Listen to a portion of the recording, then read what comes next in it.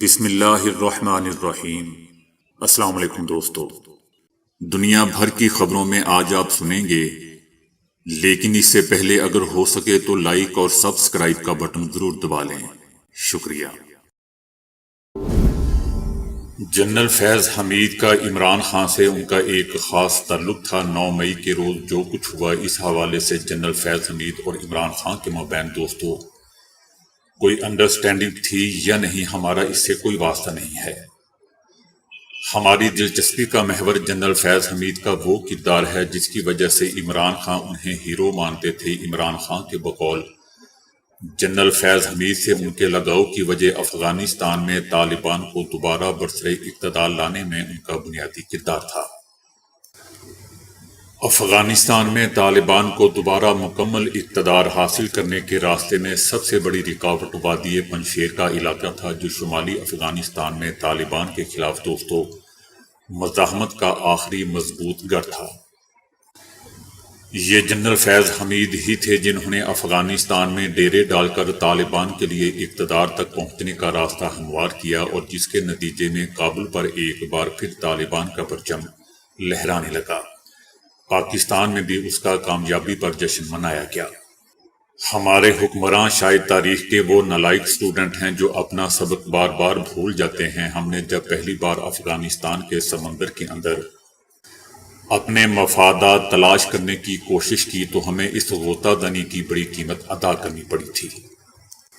ہم اپنے مفادات کی خاطر اس مہم جوئی میں آخرکار شارک مچھلیوں کا شکار بن گئے۔ یہ وہ عبرت بری داستان ہے دوستو جو بین الاقوامی تعلقات کے نصاب میں شامل ہے۔ اتنا کچھ ہونے کے باوجود ہم نے ایک بار پھر عمران خان کی رہنمائی میں اور جنرل فیض حمید کی کمان میں طالبان کو اپنا اثاثہ بنانے کی بھرپور کوشش کی اور انہیں اپنے دل میں جگہ دی۔ لیکن دوستو افسوس کی بات ہے کہ انہوں نے اس کے بدلے میں ایک بار پھر اپنی سابقہ روایت کے مطابق ہمیں اپنی تلوار کی نوک پر رکھ لیا۔ وہ اب تک ہماری مسلح افواج کے کئی جوانوں کو شہید کر چکے ہیں اور کئی بار ہماری سرحدوں میں در اندازی بھی کر چکے ہیں۔ افغانستان والے طالبان اپنی سرزمین پر ایسے تخریب کاروں کو پناہ دیے ہوئے ہیں جو ہمارے گھروں میں گھس کر ہماری عورتوں اور بچوں کو مارتے ہیں۔ یقیناً ان طالبان کو ایک بار پھر ہماری گردنوں تک پہنچانے میں ان لوگوں کا ہی ہاتھ شامل ہے جنہوں نے ان محسن کشوں کو ہمارے ہمسایہ ملک افغانستان پر مسلط کر کے ان کی سہولت کاری کا کام انجام دیا ہے۔ افغانستان کی عبوری حکومت نے پاکستان اور کالعدم ٹی ٹی پی کے درمیان ثالثی کا کردار ادا کرنے کی پیشکش کی ہے اور کہا ہے کہ پاکستان کے ساتھ اچھے تعلقات کے خواہشمند ہیں، چاہتے ہیں کہ پاکستان کے ساتھ بھائی چارے کے تعلقات رکھیں۔ افغانی طالبان کا کہنا ہے کہ دونوں ممالک کے درمیان بہتر تعلقات ہماری اور پاکستان کی ضرورت ہے۔ کسی کو بھی افغانستان سے کسی دوسرے ملک میں جنگ کی اجازت نہیں دیں گے۔ اگر پاکستان کے پاس اس حوالے سے کوئی معلومات ہیں تو شیئر کریں۔ افغانستان کا مزید کہنا ہے کہ حکومت پاکستان چاہے تو پھر ہم بھائی چارے کے اصولوں پر اپنی کوشش جاری رکھ سکتے ہیں۔ اگر پاکستان نہیں چاہتا تو مداخلت نہیں کر سکتے، پھر یہ ان کا کام ہے کیونکہ یہ ان کا اندرونی مسئلہ ہے۔ دوستو یاد رہے کہ پاکستان حالیہ مہینوں میں بارہا افغانستان سے سرحد پار تخریب کاری کے واقعات پر آواز اٹھاتا رہا ہے اور اس حوالے سے افغان ناظم الامور کو دفتر خارجہ طلب کر کے باقاعدہ طور پر احتجاج بھی ریکارڈ کروا چکا ہے اور افغان حکومت کو پاکستان میں در اندازی کے بے تحاشا ثبوت بھی فراہم کر چکا ہے۔ خیال کیا جاتا ہے دوستو کہ امریکہ میں یہودی لابی کا بہت اثر و رسوخ ہے، جس کے سبب امریکہ یورپی ممالک اسرائیل کے ہر جرم کی پردہ پوشی کرتے ہیں، اس کی عمدی حمایت کرتے ہیں، اس کے خلاف اقوام متحدہ کی ہر قرارداد کو ویٹو کرتے ہیں۔ یقیناً امریکہ میں یہودی لابی مضبوط ہے، تاہم اتنی بھی مضبوط نہیں کہ امریکہ اور یورپی ممالک کے پالیسی ساز اداروں پر اس حد تک اثر انداز ہو سکے کہ ان کو اندھا بہرا اور گنگا کر دے۔ امریکی مسیحی حضرت عیسیٰ علیہ السلام کو اللہ کا نبی مانتے ہیں، بائبل پر ایمان رکھتے ہیں، حضرت عیسیٰ علیہ السلام کے دوبارہ لوٹ آنے پر یقین رکھتے ہیں۔ ان امریکی مسیحوں کا یہ بھی ماننا ہے کہ بائبل کے مطابق فلسطینیوں کی سرزمین یہودیوں کی زمین ہے، اور جب تک یہ سرزمین مکمل طور پر یہودیوں کے اختیار میں نہیں آئے گی اس وقت تک حضرت عیسیٰ علیہ السلام کا ظہور نہیں ہوگا۔ جب یہودی اس سرزمین پر مکمل طور پر حاکم ہو جائیں گے تو ان کے خلاف ایک بڑی جنگ کا آغاز ہوگا، جس میں بہت سی اقوام ان پر حملہ آور ہوں گی، جن میں فارس یعنی ایران، ایتھوپیا اور میگاگ کی قوم بھی شامل ہے۔ میگاگ روس کا علاقہ ہے اور گاگ ان کے سربراہ کا نام ہے۔ گاگ میگاگ کو اسلامی متون میں یاجوج ماجوج کے نام سے یاد کیا جاتا ہے۔ ان عیسائیوں کے مطابق گاگ میگاگ اور مذکورہ بالا اقوام کے اسرائیل پر حملے کے بعد حضرت عیسیٰ علیہ السلام کا ظہور ہوگا۔ اس جنگ میں 2/3 یہودی مار دیے جائیں گے۔ گاگ میگاگ اور مذکورہ بالا اقوام کے اسرائیل پر حملے کے بعد حضرت عیسیٰ علیہ السلام کا ظہور ہوگا۔ اس جنگ میں 2/3 یہودی مار دیے جائیں گے اور باقی بچ جانے والی یہودی حضرت عیسیٰ علیہ السلام کے ہاتھوں پر مسیحیت قبول کر لیں گے۔ لہذا امریکہ اور مغرب کے لیے ضروری ہے کہ مسیحی زمینہ سازی کریں، ہر وہ کام کیا جائے جو حضرت مسیح علیہ السلام کی ظہور کو قریب تر کرتے۔ اسرائیل کی حمایت ان کاموں میں سے ایک ہے۔ 70 ملین کے قریب امریکی اسرائیل کی مختلف طریقوں سے مدد کرتے ہیں، جس میں سیاسی حمایت، مالی مدد، تکنیکی مدد، یہودیوں کی آباد کاری جیسے امور شامل ہیں۔ یہی وجہ ہے کہ ان ممالک میں لوگوں کے علاوہ حکومتیں کبھی بھی فلسطین کی حمایت میں آواز نہیں اٹھاتے۔ ان ممالک کی حکومتیں اسرائیل کی حمایت کرتی ہیں۔ عیسائیوں کا ایک مخصوص طبقہ اپنے معاشروں میں بہت زیادہ دوست و سیاسی اثر و رسوخ رکھتا ہے۔ ان کے ووٹوں سے منتخب ہونے والا نمائندہ کبھی بھی اسرائیل کی مخالفت نہیں کر سکتا۔ آپ شاید یہ سن کر حیران ہوں گے کہ امریکی صدر John F Kennedy, Joseph Biden کے علاوہ تمام امریکی صدور ان خاص امریکی عیسائیوں سے تعلق رکھتے تھے۔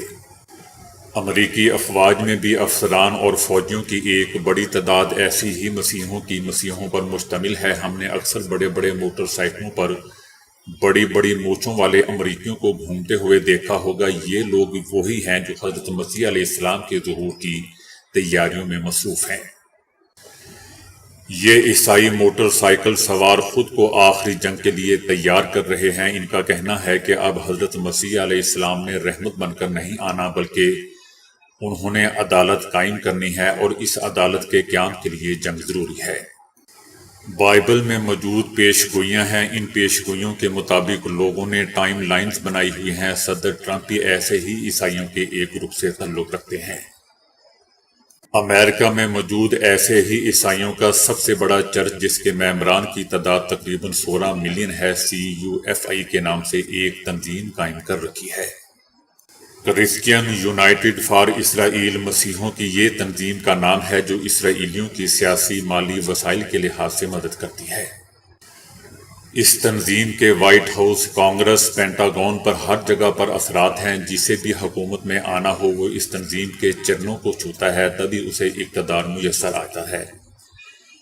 کیسے ممکن ہے دوستو کہ کوئی امریکی صدر یا ایوان نمائندگان کا کوئی فرد اس تنظیم کے عقائد کے خلاف کوئی فیصلہ کرے، اور یہ سب مذہبی جذبے کے تحت انجام دیا جا رہا ہے۔ ظہور کی زمینہ سازی ہے۔ یہودی بھی مسیح کے ظہور کی زمینہ سازی کے لیے فلسطین پر قابض ہوئے ہیں۔ اس زمینہ سازی کے ماحول اور اس کے پیچھے موجود مذہبی متون کو سمجھنے کی بھی دوستو ضرورت ہے۔ جب آپ کو سمجھ آ جائے گی تو پھر آپ کبھی بھی مغربی ممالک یا امریکہ جیسے ممالک پر یقین نہیں کریں گے۔ موجودہ پکچر میں جو امریکہ کی طرف سے یا مغربی ممالک کی طرف سے فراڈ بازی ہو رہی ہے دوستو، وہ اسی کا حصہ ہے۔ اس کو صرف سمجھنے کی ضرورت ہے۔ پاکستان کے صوبے بلوچستان کے مختلف علاقوں میں موسلا دھار بارشوں کا سلسلہ جاری ہے، اور صوبائی ڈیزاسٹر مینجمنٹ اتھارٹی کے مطابق دکی، ہرنائی، جھل مکسی، کلا، سراب، کوہلو، نوشکی، قلعہ عبداللہ، ذوب، زہری، نوشکی، کچھی اور چمن میں بارشیں جاری ہیں۔ جبکہ ضلع کوہلو میں بارشوں کے باعث کوہلو کا سبی اور کوئٹہ سے زمینی رابطہ منقطع ہو گیا ہے۔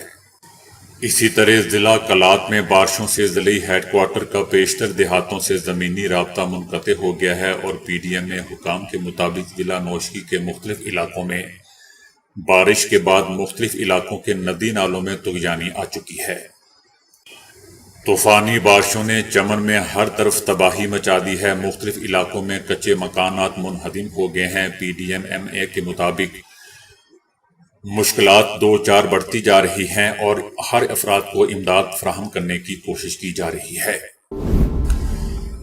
لبنان میں ایران کے سفارتخانے نے ایران کی سرزمین کے تمام حصوں میں میزائل شہر موجود ہونے کا ذکر کرتے ہوئے اعلان کیا ہے کہ ایران ہر نقطے سے دشمن پر حملہ کر سکتا ہے۔ ایرانی سفارتخانے نے حزب اللہ کے زیر زمین مرکز کی تصاویر دوبارہ شائع کرتے ہوئے کہا ہے کہ ہم زیر زمین چٹانوں اور پہاڑوں میں میزائل تنصیبات کو میزائل شہر کہتے ہیں۔ یہ میزائل شہر ایران کی تمام جغرافیائی حدود میں موجود ہیں اور ایران کے دشمنوں کے دلوں میں خوف اور ہراس پیدا کرتے ہیں۔ ایرانی سفارتخانے نے آخر میں خبردار کرتے ہوئے کہا ہے کہ ضرورت پڑنے پر ہم ایران کے کسی بھی مقام سے دشمن پر حملہ کر سکتے ہیں۔ پاکستان نے فلسطینیوں کے خلاف غاصب صہیونی حکومت کے جرائم کی مذمت کرتے ہوئے اور عالمی برادری سے جنگ روکوانے کا مطالبہ کیا ہے۔ پاکستان نے صہیونی حکومت کے ہاتھوں تحریک حماس کے سربراہ شہید اسماعیل ہنیہ کی شہادت کے بعد مشرق وسطی میں کشیدگی کے بارے میں کہا ہے کہ ہم علاقے میں پائیدار امن اور غزہ کے عوام کے خلاف صہیونی حکومت کے انسانیت سوز جرائم کی تحقیقات کا مطالبہ کرتے ہیں۔ پاکستان نے یہ بھی کہا کہ ایران کو اپنے جائز دفاع کا حق حاصل ہے۔ دنیا کی ہر 3 میں سے ایک خاتون اپنی زندگی میں تشدد کا نشانہ بنتی ہے اور کورونا وبا کے دوران اس کا رجحان کئی گنا بڑھ گیا ہے۔ عالمی ادارہ صحت کا کہنا ہے کہ خواتین پر تشدد کے بڑھتے ہوئے واقعات کو مد نظر رکھتے ہوئے دنیا بھر میں حکومتوں کو بہتر قانون سازی، متاثرین کو انصاف کی فراہمی اور معاشی عدم مساوات کو دور کرنے کے لیے اقدامات کرنے ہوں گے۔ معاشی عدم مساوات کے باعث خواتین اور لڑکیاں ایسے تعلقات کے چنگل میں پھنس جاتی ہیں جہاں انہیں استحصال کا سامنا کرنا پڑتا ہے۔ WHO حکام نے یہ تجویز پیش کی ہے کہ لڑکوں کو اسکول اور تعلیمی اداروں میں خواتین کے باہمی احترام کی تربیت دینا ضروری قرار دیا جائے۔ عالمی ادارہ صحت کا کہنا ہے کہ اپنی نوعیت کی ان سب سے بڑی تحقیق میں دنیا کے کم و بیش سبھی ممالک کی 2000 سے 2018 تک کی معلومات جمع کی گئی ہیں۔ اس رپورٹ کے مطابق 15 سے 49 سال کی 31% خواتین، جن کی تعداد 85 کروڑ سے زائد بنتی ہے، تشدد اور ہراسانی کا سامنا کر چکی ہیں۔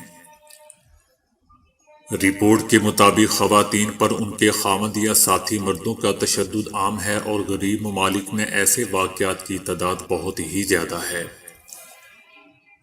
ان ممالک میں خواتین کے ساتھ ہونے والی زیادتیوں کے واقعات کی درست تعداد بھی سامنے نہیں آتی۔ اس رپورٹ کے مطابق بنگلہ دیش، کانگو اور افغانستان میں خواتین پر تشدد کے سب سے زیادہ واقعات سامنے آئے ہیں۔ یورپی ملک آئرلینڈ کے دیہی علاقے میں مویشیوں کے ساتھ بچپن اور لڑکپن گزارنے والے 2 بھائیوں نے ٹیکنالوجی کی دنیا میں ایسا کارنامہ کر دکھایا ہے کہ ان کی کامیابی کے متعلق جان کر بل گیٹس بھی دنگ رہ گئے، جن کی عمریں اس وقت بالترتیب 30 اور 32 سال ہیں۔ انہوں نے ایک دیہاتی پس منظر رکھتے ہوئے لگ بھگ 1 دہائی قبل ٹیکنالوجی کی دنیا میں قدم رکھا تھا، اور آج ان کی کمپنی کے اثاثے 70 ارب پاؤنڈ تقریباً 152 کھرب روپے سے تجاوز کر چکے ہیں۔ انہوں نے 2010 میں سٹرائپ نامی کمپنی کی بنیاد رکھی تھی، جو ایک on line payment processor plate form ہے۔ ان کے چھوٹے سے گاؤں کا نام ڈرومینیر ہے، جس کی آبادی لگ بھگ 120 نفوس پر مشتمل ہے۔ گزشتہ 1 سال کے دوران ان کی کمپنی سٹرائپ کی قدر میں 3 گنا اضافہ ہوا ہے۔ آج ہر 1 سیکنڈ میں سٹرائپ کے ذریعے اوسطاً 5000 ٹرانزیکشنز ہو رہی ہیں۔ ان کا اس حوالے سے کہنا ہے کہ جب ہم نے سٹرائپ کی بنیاد رکھی تھی، اس وقت پوری دنیا کی ای کامرس مارکیٹ کی جتنی ویلیو تھی، آج اکیلے ہماری کمپنی کی ویلیو اس سے کہیں زیادہ ہو چکی ہے۔ تو دوستو، ابھی کے لیے اتنا ہی۔ ویڈیو کو لائک اور شیئر کرنے کا بہت بہت شکریہ۔